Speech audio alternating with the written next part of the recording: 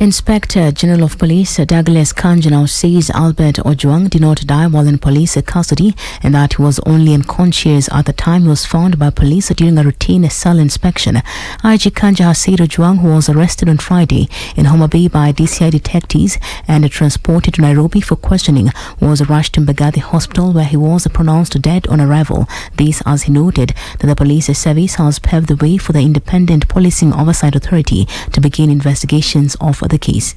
On Friday, 6th June 2025, Albert Omodo Ojwang was arrested in Homa Bay County by DCI detectives for the offense of false fabrication. Records indicate that he was transported to Nairobi where he was questioned by officers from the DCI headquarters on Saturday. He was later booked at the Central Police Station. During a routine cell inspection, Ojwang was found unconscious. He was immediately rushed to Mbagathi Hospital for treatment. Upon arrival, he was declared dead. Given the circumstances surrounding the incident, it was necessary to investigate the death. In line with the statutory requirements, the Independent Policing Oversight Authority, IPOA, was duly notified to commence investigations.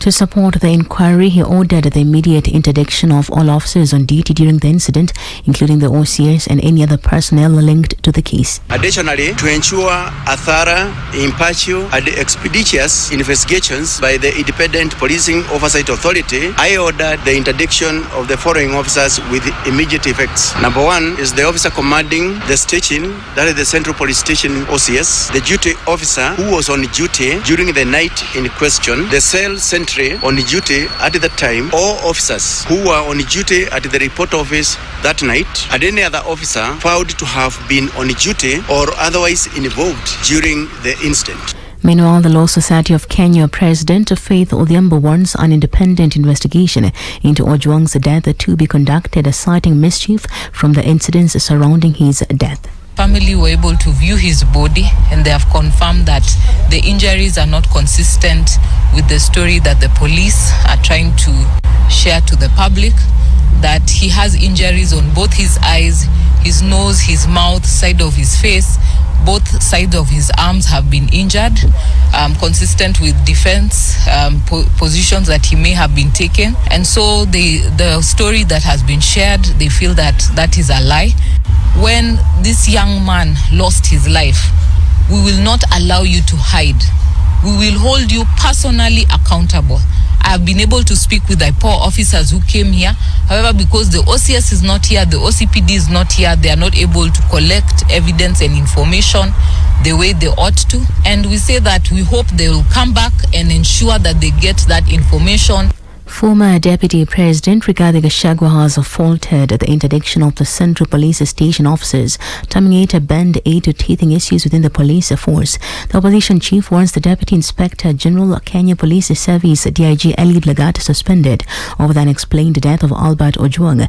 Taken to his X account, Gachagua further claimed that a DIG Lagat is operating Kamukunji Police Station and a Central Police Station without the knowledge of the Inspector General of Police Douglas Kanja. He alleged that the two police stations have become the new torture chambers, justifying Ojwang's transfer from Homa Bay to the Central Police Station. This as human rights activists flanked by Haki Africa Executive Director mill around the city mortuary petitioning authorities to come clean on Ojwang's death.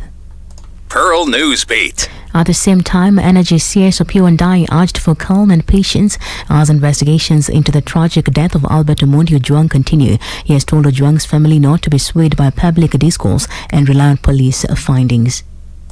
What I can say for now is to basically appeal for calm as we await these investigations to be completed. We can only then comment authoritatively once the investigations are complete. Appeal for calm and understanding.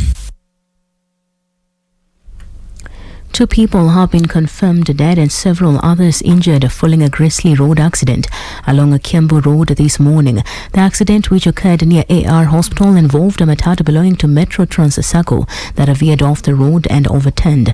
Eyewitnesses reported that the public service vehicle lost control while heading towards the Directorate of Criminal Investigations headquarters. While the cause of the crash remains under investigation, authorities have warned motorists to be cautious when using the stretch between DCI headquarters and Keroka Karura Forest, a known accident-prone zone due to a sharp bends and a steep gradient.